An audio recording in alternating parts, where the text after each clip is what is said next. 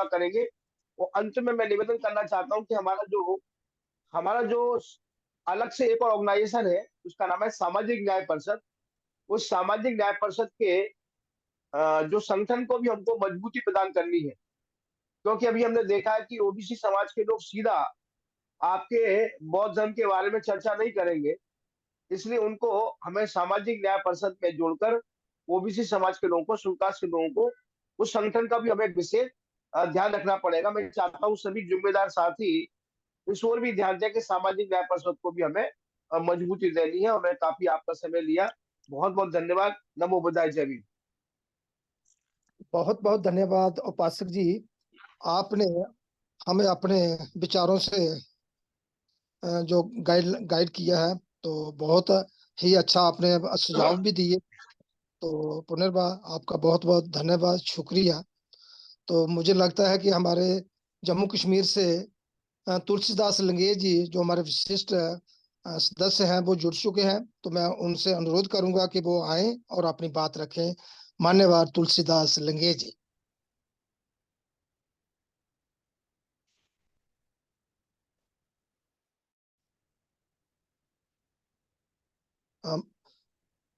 मान्यवर लंगेज साहब, अपना माइक अनम्यूट कीजिए।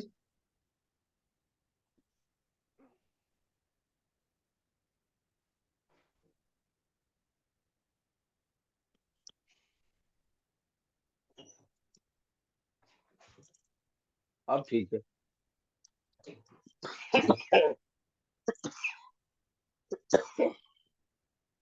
हाँ, अब हुआ। हेलो लंगेज जी, मेरी आवाज आ रही है? हाँ, आवाज, हाँ, आवाज आ रही है प्लीज मेरी कंटिन्यू आवाज? प्लीज।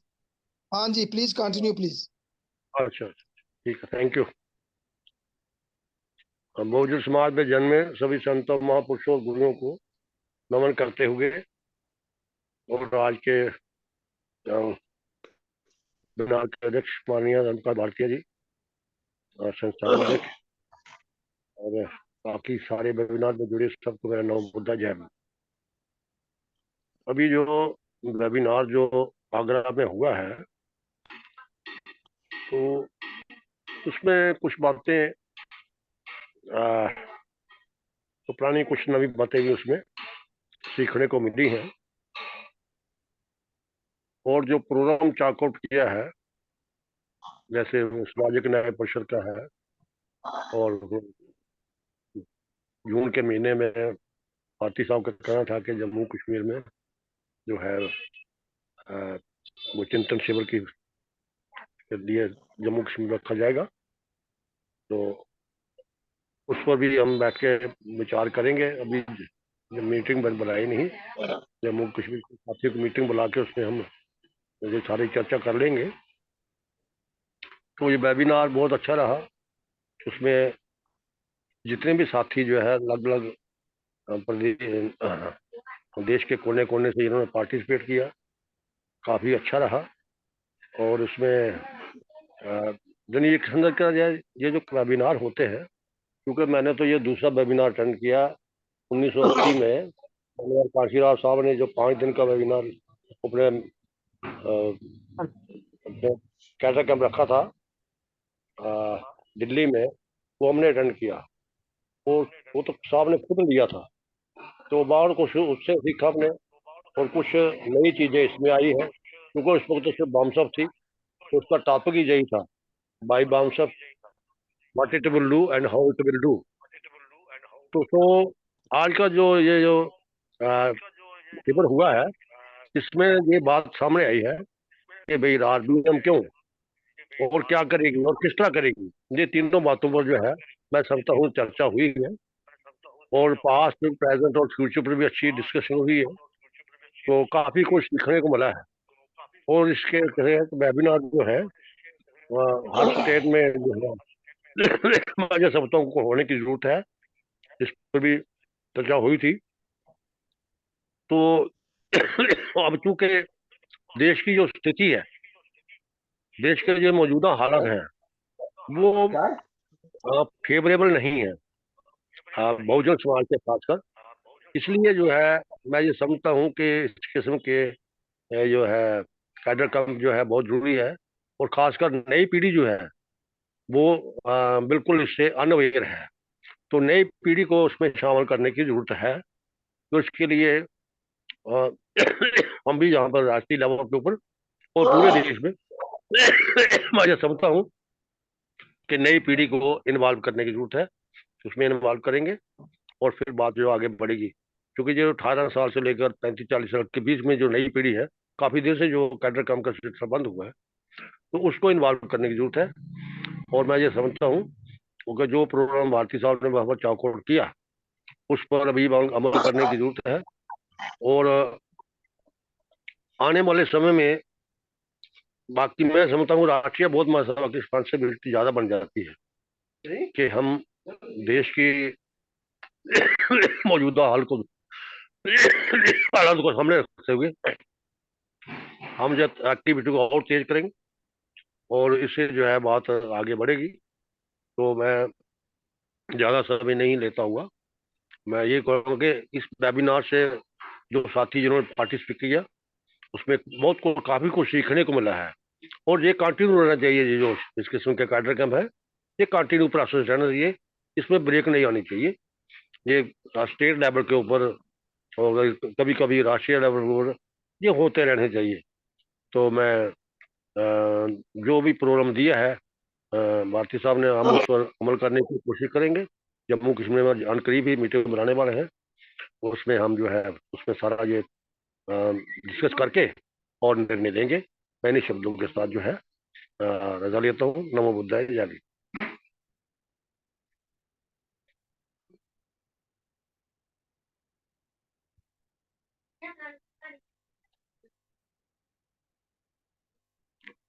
हाँ, तो बहुत बहुत धन्यवाद लंगेश साहब। आपने आपने जो विचार रखे तो हमने सभी ने सुने। तो आपने जो भी आप 3 दिन का कैडर कैंप करके आए हैं, आपने बोला कि हम पहले भी 5 दिन का कैडर कैंप चुके हैं, तो आप तो पुराने बहुत ही पुराने सदस्य हैं, तो आपको सारी चीजों का पता है। तो पुनः आपका एक बार फिर जय भीम नमो बुद्धाय। तो आगे हमारे जो साथी हैं वो नागपुर से हैं, सुदोधन बड़वनी जी। वो आए और अपनी बात रखें। मान्यवर सुदोधन बड़वनी जी।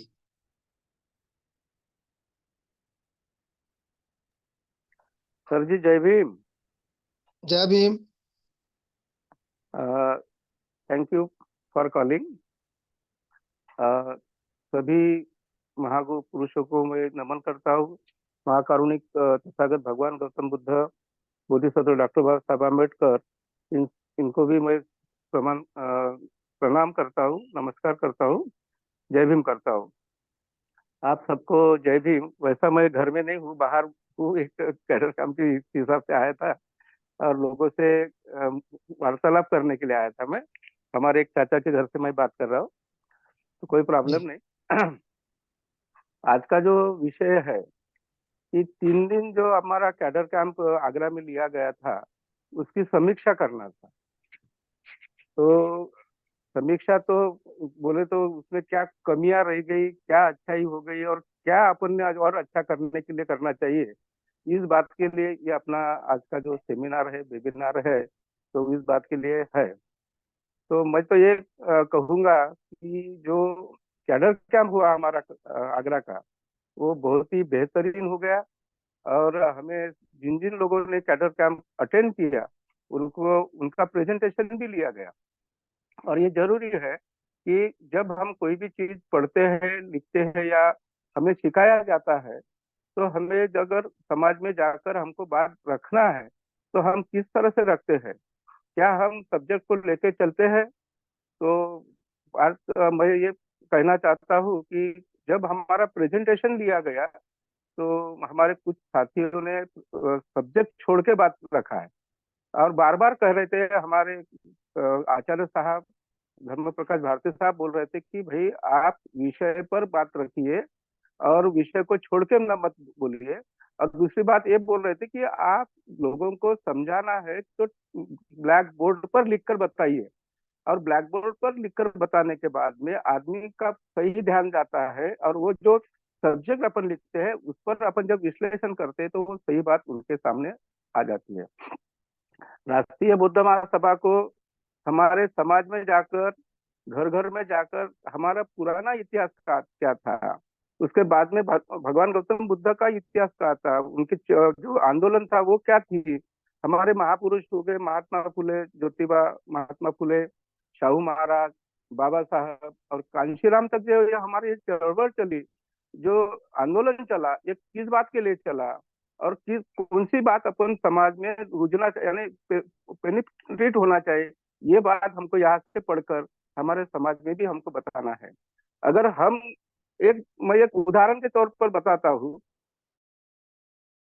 बगीचा है और बगीचे में अगर हमको सींचना है तो झाड़ी में जो पानी होता है वो झाड़ी का पानी बोले तो हमको जो पढ़ाया गया वो झाड़ी का पानी है, और हमें वो पानी वो पौधे के मूल तक जाना चाहिए। पौधे के इस पर हमने ऐसा छिड़काव अगर हमने किया, साथ में अगर हमने उसमें कुछ पेस्टिसाइड डाला यानी औषधि डाला जिससे वो बाहर का रोग जो पड़ता है हमारे पौधे पर वो भी नष्ट हो जाए, इस तरह से हमको जो ज्ञान दिया है हमारे आचार्य जी ने, साथ ही साथ हमारे धर्म प्रकाश भारती साहब ने, और यह हम हमारे साथी के साथ में बैठ के भी जो बातचीत करते हैं, जो बातें हमारे अच्छी लगती है और समाज को हमने बताना चाहिए। हमारा समाज आज भी देहातों में, गांव में अगर कहीं गए तो बहुत से बातें उनके तक नहीं गई। बुद्ध का आंदोलन क्या था, वो आंदोलन क्यों छेड़ना पड़ा, हमारा इतिहास क्या था, और हमें किस तरह से समाज से दूर रखा गया, किस तरह से हमारा उत्पीड़न हो गया, किस तरह से हमको हिंसा के दर्जे पर लाके रख खड़ा किया, ये भी बात हमें अभी भी बताना है। क्योंकि आज भी हमारे देश में लोकतंत्र होने के बावजूद भी लोकतंत्र नाम शेष रह गया है। ये बहुत बड़ी बात अपन बोलने जा रहे हैं कि आज लोकतंत्र संसद है, संसद में जो राज्य करते हैं वो राज्य करते मनुवादी विचारधारा के राज्य करते हैं। उनको जो भी अपनी बात है वो लोकतंत्र से सिद्ध नहीं करना है या लोकतंत्र के हिसाब से चलना भी नहीं है। आज अगर अपन देखे जाए, कल कुछ दिन के पहले पेपर में आया था कि जब उनके संसद में कोई चीज मंजूर करने के लिए जब बातचीत चल रही थी तो 150 के ऊपर सांसद को उन्होंने कोई एक चीज के लिए उनको बाहर निकाल दिया, और बाद में फिर उन्होंने अपना जो खुद ही जो मंजूर करना था वो मंजूर करवा लिया। तो क्या ये लोकतंत्र है? नहीं, ये लोकतंत्र नहीं है। ये लोकतंत्र के नाम पर एक राजशाही या हुकुमशाही बोलो या हिटलरशाही है। ये हमको क्या आगे आने वाले दिनों में भी इसमें ही चलना है? उनको आगे चल के हिंदू राष्ट्र स्थापित करना है, उनको आगे चल के मनुवादी मनुस्मृति स्थापित करना है। क्या हम मनुस्मृति हमें अपनाना है? क्या हम फिर से उसमें जाना है फोर लेयर में? ये अगर नहीं करना है तो हमें बुद्ध का आंदोलन, बाबा साहब का आंदोलन, महान काशीराम जी का आंदोलन, ये हमें घर घर जाके बताना है। अगर हमारे में अगर बातचीत रखने की, हमारे विषय को पकड़ के बात रखने की, या हमारा प्रेजेंटेशन अगर सही होगा तभी हम हमारे यहाँ जो जाके हर गांव में जाके या बिहार में जाके या जो भी सभा मंडप मिलता है वहां जाके हम जो लोग हमारे लोग हैं उनको ये समझा सके, तभी ये जो हमने जो प्रशिक्षण लिया है वो प्रशिक्षण सक्सेस हुआ ऐसा हम मानेंगे। क्योंकि ये सक्सेस करने वालों को फिर आचार्य पद दिया जाएगा। उनको जब तक जिंदा है तब तक आपको हर घर में जाके प्रबोधन करना है, और प्रबोधन अगर सही तरीके से होगा तभी हमारा आरबीएम का संगठन भी मजबूत होगा।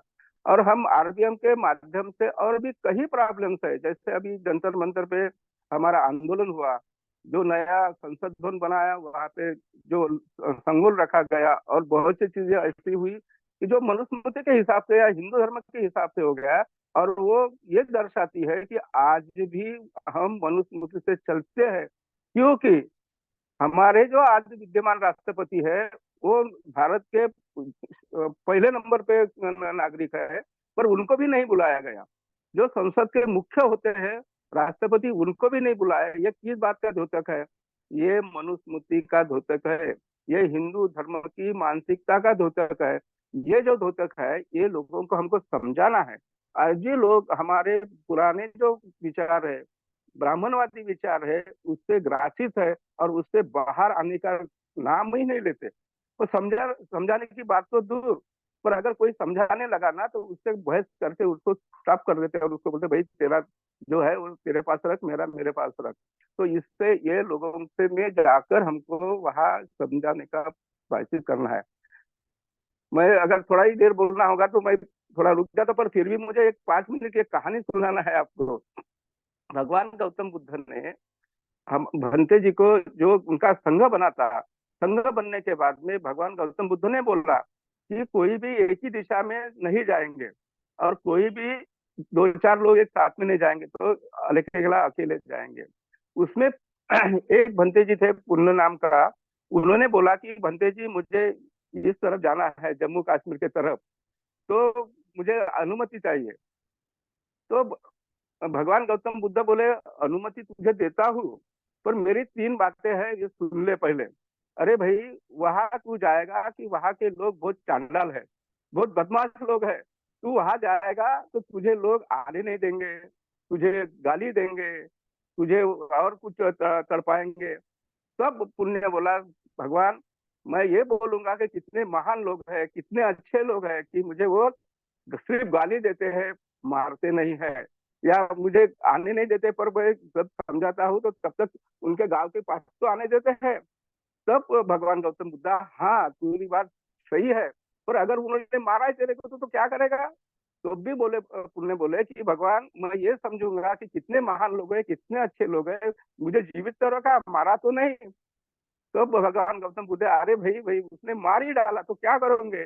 तब पुण्य बोला कि कितने महान लोग हैं, मैं इस ये जो संसार के जटिल इसमें मैं पड़ा हुआ था, इन्होंने मुझे यहाँ से मुक्त कर दिया, तो तब मैं उस तरफ, तभी मैं उस तरफ जाऊंगा ही। ऐसा बोलने के बाद भगवान गौतम बुद्ध बोला कि हाँ तुझे में हिम्मत है, तुझे में समझाने की काबिलियत है, तू उधर जा। तो इस तरह से जब कोई चीज अपने सामने आती है, जटिलता आती है, वो जटिलता सॉल्व कर छुड़ाने का, उसमें से सोल्यूशन निकालने की जरा अपने में काबिलियत पैदा होती है, तो अपन ने जरूरत वहां जाना चाहिए। और हमारे समाज में जाके जो हमारा राष्ट्रीय बुद्ध महासभा का एजेंडा है, हमें उस हिसाब से ही समझाना चाहिए कि इधर उधर ना जाते हुए कि भाई हमारा इतिहास क्या था, बुद्ध शाहू का, अम्बेडकर का क्या इतिहास है, वो हम क्यों लड़ना चाहते हैं, और हमारा उद्देश्य क्या है, हमारी हम सामाजिक न्याय परिषद से क्या प्रस्तावित करना चाहते हैं, या राष्ट्रीय बौद्ध महासभा का उद्देश्य क्या है कि नीतिमान पुरुष निर्माण करना, और घर घर में बुद्ध का जो संस्कार है वो घर घर में पहुंचाना, ये हमारा जो उद्देश्य है। ये साध्य करने के लिए वो प्रशिक्षण लिया गया था। प्रशिक्षण लेने के बाद हम वो प्रशिक्षण हमारे तक सीमित रहेंगे, तो जो जितना भी हमारे वहाँ पे उन्होंने इतनी अच्छी व्यवस्था किया, ठंडी थी इतनी बड़ी, तो ठंडी में भी हमें बराबर बचाया गया, वहाँ गर्म पानी दिया, वहाँ हमें ओढ़ने के लिए गद्दिया और ऊपर से ओढ़ने के लिए भी दिया, कि ताकि हम प्रशिक्षण लोगों को कुछ भी तकलीफ ना हो। इतना ध्यान उन्होंने रखा, तो उनका भी मैं बहुत बहुत धन्यवाद करता हूँ, शुक्रगुजार करता हूँ। और ये जो हमें 3 दिन का प्रशिक्षण मिला, हम और भी प्रशिक्षण जा रहे हैं, वो प्रशिक्षण तो लेने आएंगे, पर इसका जो हमको उपयोग करना है, तो ये उपयोग भी हम करने जाएंगे। मैं अभी हमारे नागपुर में 3-4 जगह पे हमारा ये प्रशिक्षण कैडर कैंप हम शुरू करने वाला है। साथ में मुझे गुलचंद बौद्ध जी थे जो शुरू से ही अच्छी कैडर देते हैं।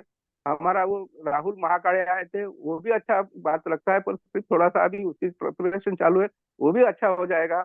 और साथ में हमारा जो साथी आए थे उनको भी मैं उनको ये करूंगा कि भैया आप भी हमारे साथ जुड़ जाओ, चलो बात रखने की बात करो। तो ऐसा मेरा प्रयास है। और हमारे आजू बाजू पिछली बार हमने पड़सगांव चंद्रपुर डिस्ट्रिक्ट में जाके हमने कैडर कैंप लिया था। ऐसे हर डिस्ट्रिक्ट में जाके कम से कम नहीं, शनिवार रविवार मिलता है तो वो 2 ही दिन रखने का हम कोशिश करेंगे, इतनी हम करने की कोशिश कर रहे हैं। मुझे उसकी समीक्षा करने का बताया था सब लोगों ने। बात तो सही है, अच्छा कैडर हो गया है, उसमें कुछ भी यानी ऐसा क्या माइनस पॉइंट बताने का कुछ हमारे पास बचा नहीं है।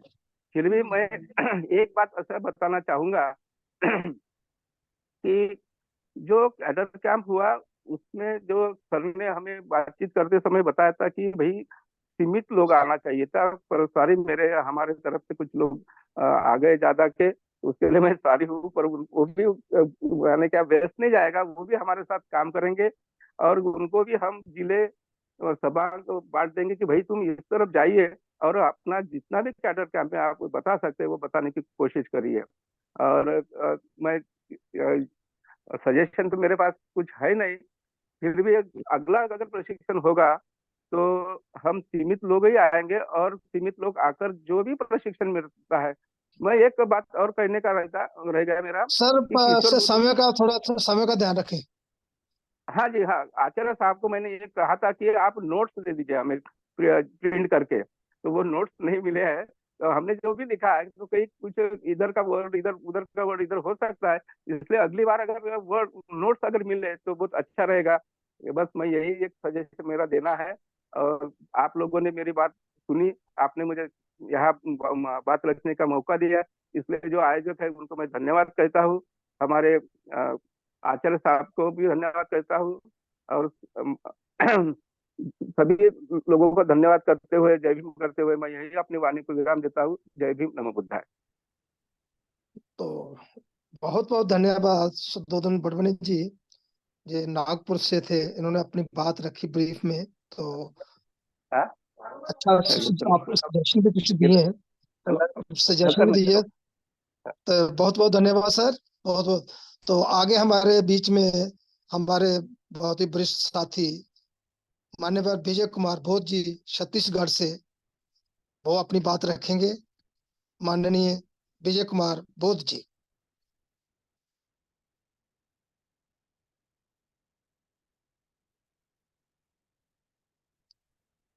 हाँ हाँ, अब माइक अनम्यूट हो गया है। मेरी आवाज आ रही साहब? जी।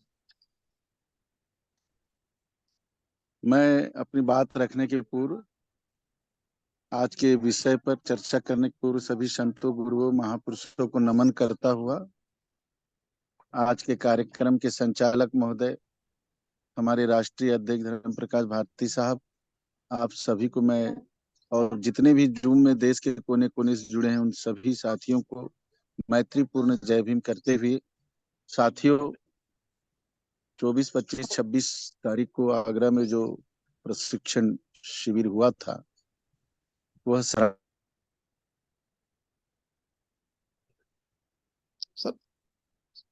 सर आपका माइक का म्यूट हो गया है।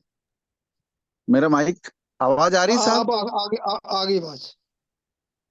तो साथियों, आगरा का जो 3 दिवसीय प्रशिक्षण है बहुत ही सराहनीय प्रशिक्षण है। परम आदरणीय धर्म प्रकाश भारती साहब ने हमें जो मार्गदर्शन उस और संदेश दिया है उसको हमें अक्षरशः अपनाना जरूरी है। और उस कार्यक्रम से एक हिम्मत बढ़ी कि ऐसे कार्यक्रम हम अपने राज्य स्तर पर करें, और आचार्य जी को बोल करके ऐसे यहाँ से लोगों को प्रशिक्षित करें, क्योंकि बहुत जरूरी है। क्योंकि एक आचार्य पूरे देश को प्रशिक्षण नहीं दे सकता, लेकिन बहुत से लोगों को, जो सीनियर साथी है हमारे, उन लोगों को इकट्ठा करके यह प्रशिक्षण दे करके उनके द्वारा अपने अपने राज्य में, अपने अपने गांव में, अपने अपने शहर में यह प्रशिक्षण रेगुलर चलते रहना चाहिए। अभी आप देख रहे होंगे मैं गांव आया हुआ हूँ, खेत में बैठा हुआ हूँ, तो मैं, आप लोग देख भी रहे होंगे, तो अभी आगामी 14 तारीख को जनवरी में साहब ने हमें एक कार्यक्रम दिया है जिसकी तैयारी भी कर रहे हैं, लेकिन बहन जी के जन्मदिन की वजह से थोड़ा सा परेशानियां जा रही है। लेकिन ऐसी कोई बात नहीं है, हमने साथियों से कल बहुत लोगों से फोन कर करके बोला है, तो बोले सभी लोग सर कार्यक्रम में आएंगे, बहुत अच्छी बात है, और यह कार्यक्रम हम सफल करेंगे। और इसके बाद अभी कुछ साथियों ने कहा है, बचेली वाले हैं, अंबिकापुर वाले हैं, कोरिया वाले हैं, बिलासपुर वाले हैं, ऐसे कि भाई हमारे यहाँ भी कार्यक्रम किया जाए। तो मैंने बोला साहब आ रहे हैं, आप लोग समय ले लीजिए, डेट ले लीजिए। अगर समाज साहब के पास ना हो तो और भी हमारे वरिष्ठ साथी हैं, वो आएंगे और आप लोग को कार्यक्रम, राष्ट्रीय बौद्ध महासभा की विचार क्या है, राष्ट्रीय बौद्ध महासभा की सोच क्या है, यह आपको बताएंगे। अभी उपासक साहब ने बहुत अच्छी बात कही कि हमें न्याय परिषद को मजबूत करना होगा, क्योंकि ओबीसी के लोग हमसे जल्दी जुड़ नहीं रहे हैं और हमें ओबीसी को ही तैयार करना है, क्योंकि मनुवादियों ने उनको इतना जहर डाल दिया है हमारे विरुद्ध कि हमें आज अगर देश में सिर्फ 2 ही कौम है जो इस मिशन पर काम कर रही है, रात और दिन कर रही है, और यह कौम है एक शेड्यूल कास्ट में ही, और सिर्फ शेड्यूल कास्ट के लोग ही इस पर काम कर रहे हैं। साथियों, हमें ओबीसी को अपनी ओर किस तरह से लाना है, इसका भी प्रशिक्षण हमें करना है और प्रशिक्षण लेना है, और हमारे ओबीसी भाइयों को संतों, गुरु और महापुरुषों की विचारधारा को जरूर बताना है। अगर क्योंकि इस आंदोलन को शुरुआत करने वाले ही ओबीसी के महापुरुष हैं, ये चीज उनको बताना होगा, विश्वास दिलाना होगा, तब जाकर के हमारा ये मिशन और धर्म प्रकाश भारती साहब का जो सोच है कि 100 करोड़ लोगों तक यहाँ पहुंचाना है, उस 100 करोड़ लोगों में हमने कम से कम 25 करोड़ लोग ओबीसी के लोगों को हमने समझा दिया, तो यह हमारा मिशन सफल हो जाएगा साथियों। और बहुत जरूरी है, आने वाला समय हमारे लिए बड़े खतरे की घंटी दिखा रहा है, और हमारे वरिष्ठ साथी लोगों को चिंतन करते हुए अपने अपने इलाके में, अपने अपने गांव में, अपने अपने जिले में युवाओं को तैयार करें, क्योंकि युवा पीढ़ी को तैयार करना इसलिए जरूरी है क्योंकि हम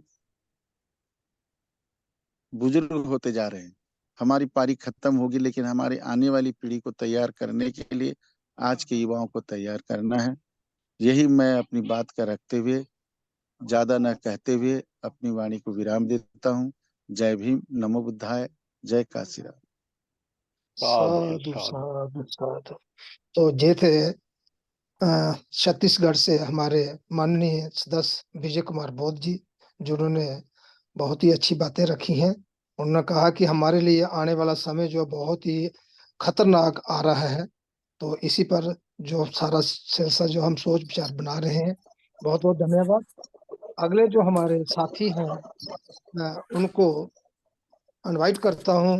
मान्यवर एलपी अमृत बोध जी, राष्ट्रीय सहायक आरबीएम, राष्ट्रीय सहायक आचार्य आरबीएम, मान्यवर एलपी अमृत बोध जी। नमो बुद्धाय, जय भीम साहिब। मेरी आवाज आ रही सर? जी सर, आ रही है। निवेदन है, मीटिंग महाकारुणिक 10 मिनट बाद खत्म हो जाएगी। 10 मिनट बाद पुनः चालू होगा पोर्टल।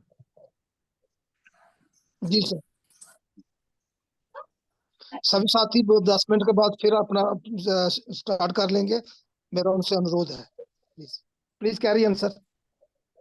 महाकारुणिक सम्यक संबुद्ध तथागत फूले साहू अम्बेडकर का मान्यवर कांसीराम के साथ बहुजन समाज में जन्मे सभी महापुरुषों को सादर सबने नमन करता हूँ। आरबीएम संस्था के संस्थापक अध्यक्ष और आज की वेबिनार में अध्यक्षता कर रहे परम आदरणीय धर्म प्रकाश भारती साहब को, राष्ट्रीय आचार्य इंजीनियर किशोर बौद्ध साहब को सादर नमन करता हूँ। आज का संचालन कर रहे इंजीनियर रमेश चंद्र बनगोत्रा साहब को सादर नमन करता हूँ।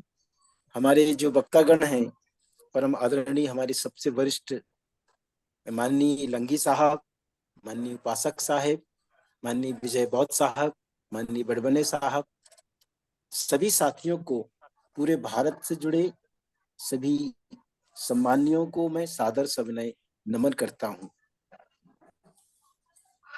आदरणीय साथियों, आज के हमारे 2 विषय हैं। जैसे साहब ने पहला विषय रखा है कि हमने 24, 25, 26 को जो आगरा में प्रशिक्षण हुआ उसकी समीक्षा है, और नंबर 2 है कि हमारे जो आगामी कार्यक्रम हैं उनके बारे में हमें तैयारी करना है।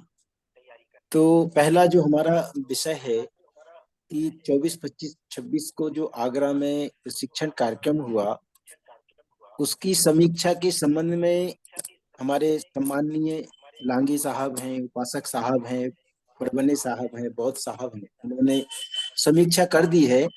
मैं चूंकि प्रशिक्षण की जंजीर की कड़ी का ही एक कड़ी हूँ, तो मैं उसकी समीक्षा के बारे में क्या कहूँ। आचार्य जी का जो समर्पण है, जो त्याग है, माननीय संस्थापक अध्यक्ष जी का जो समर्पण है, जो त्याग है, उनकी सोच तक पहुंचने के लिए हमें बहुत काम करना है, हमें बहुत मेहनत करनी है और अपने त्याग को, समर्पण को बहुत आगे ले जाना है, तब हम उस बात तक पहुंच पाएंगे। मुझे क्षमा करेंगे कि अभी जो कार्यक्रम हुआ उसमें जो वांछित सहयोग मैं नहीं कर पाया हूं, और आगामी में अवश्य जितने भी प्रशिक्षण होंगे उसमें यह भूल नहीं होगी। इसी के साथ जो हमारे संस्थापक अध्यक्ष ने प्रस्तावना के समय ये 3 बिंदु रखे थे, पहला था कि हमको दृढ़ संकल्प होकर काम करना है, दूसरा है कि हमको योजनाबद्ध तरीके के रूप में काम करना है, और तीसरा है कि वर्ष के 365 दिन काम करना है। ये तीनों जो शर्तें हैं, जो हमारी आवश्यकताएं हैं, इनके बारे में मैं इतना कहना चाहूंगा कि मैं आजीवन आरबीएम का सदस्य रहूंगा, और जब तक मेरी आर्थिक क्षमता बनी रहेगी मैं प्रति माह 1000 रुपया आरबीएम तक पहुंचाने की पूरी कोशिश करूंगा, और समय समय पर आयोजित अन्य कार्यक्रमों में भी जो भी केंद्रीय कार्यालय के निर्देशों का मुझे मिलेगा, मैं उन निर्देशों का अक्षरशः पालन करूंगा, सहयोग करूंगा। ये मैं अपने दृढ़ संकल्प के साथ कहता हूं। दूसरी बात है कि हमें योजनाबद्ध तरीकों से काम करना है। तो योजनाबद्ध तरीकों से काम करने के लिए पूरे भारत में हमें हमारे युवाओं को प्रशिक्षण देना है, धम्म सेवक संघ के साथियों को प्रशिक्षण देना है, पदाधिकारियों को प्रशिक्षण देना है, संपूर्ण समाज में उपासक उपासिकाओं को संयुक्त प्रशिक्षण देना है, और जैसा कि माननीय संस्थापक जी ने रोजगार से संबंधित हम लोगों को एक बात कही थी, तो उस मार्गदर्शन में भी हमें गांव-गांव, नगर-नगर और जिलों में जाकर के हमारे नए युवकों को तैयार करना है, युवतियों को प्रशिक्षण देना है। इसके लिए भी मैं सदैव उनके निर्देशों के पालन में सदैव हाजिर रहूंगा, ऐसा मैं आज निवेदन करता हूं। तीसरी बात है कि साहब ने कहा था कि वर्ष के 365 दिन काम करना है।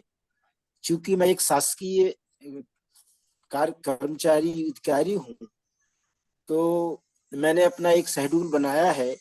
उस हिसाब से मुझे लगता है कि मैं 180 दिन, जैसे 6 माह होते हैं, तो मैं आरबीएम को 180 दिन 6 माह देने के लिए तैयार हूं। सभी साथियों से